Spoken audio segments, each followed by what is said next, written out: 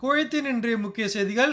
Egypt நாட்டவருக்கு visa வழங்குவதை மீண்டும் நிறுத்தி வைத்துள்ளதாக செய்திகள் வெளியாகியுள்ளது. அந்த நியூஸை பத்தி பார்க்க போறோம். அடுத்து, குவைத் போலீசார் பல்வேறு நாடுகளைச் சேர்ந்த சுமார் 37 நபர்களை சந்தேக கேஸில் கைது பண்ணியிருக்காங்க. அந்த நியூஸை பத்தி பார்க்க போறோம். அடுத்து, குவைத் நகராட்சி அதிகாரிகள் ஜஹரா, பர்வானியா, சால்மியா போன்ற இடங்களை சட்டத்தை மீறியதற்காக ஒரு சில கடைகளை பூட்டி சீல் வச்சிருக்காங்க.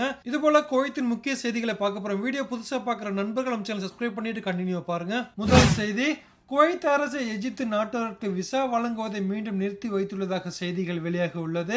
எஜிப்தில் இருந்து வரும் ஒவ்வொரு தொழிலாளர்களுக்கும் காப்பீடு கட்டணம் தொடர்பாக எகிப்து அதிகாரிகளால் போடப்பட்ட புதிய கட்டுப்பாடுகள் குறித்த முதலாளிகளிடமிருந்து பெறப்பட்ட புகார்களின் அடிப்படையில் இந்த விசா இடைநிறுத்தம் செய்யப்படுது என்ற செய்திகள் வெளியாக உள்ளது. அடுத்த செய்தி, குவைத் போதைப்பொருள் கட்டுப்பாட்டு அதிகாரிகள் பல்வேறு நாடுகளைச் சேர்ந்த 37 சந்தேக நபர்களை கைது செய்து சிறையில் அடைத்துள்ளனர். இந்த கைது செய்யப்பட்ட நபர்களிடமிருந்து பல்வேறு போதைப் பொருட்கள் கைப்பற்றப்பட்டதாக செய்திகள் வெளியாகியுள்ளது.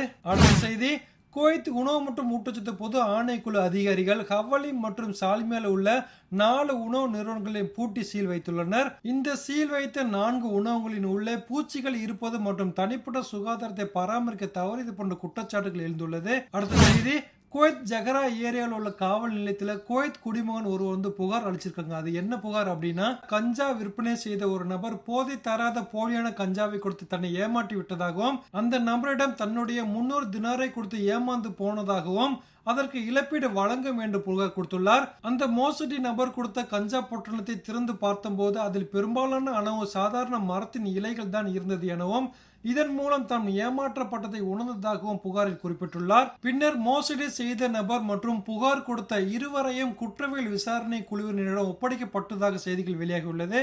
இதுபோல குவைத்தின் முக்கிய செய்திகளை தெரிஞ்சுக்கொள்ளலாம் சேனல் சப்ஸ்கிரைப், லைக் பண்ணி அந்த பெல் பட்டனை கிளிக் பண்ணி வச்சுக்கோங்க. மீண்டும் அடுத்த வீடியோவில் சந்திப்போம். நன்றி.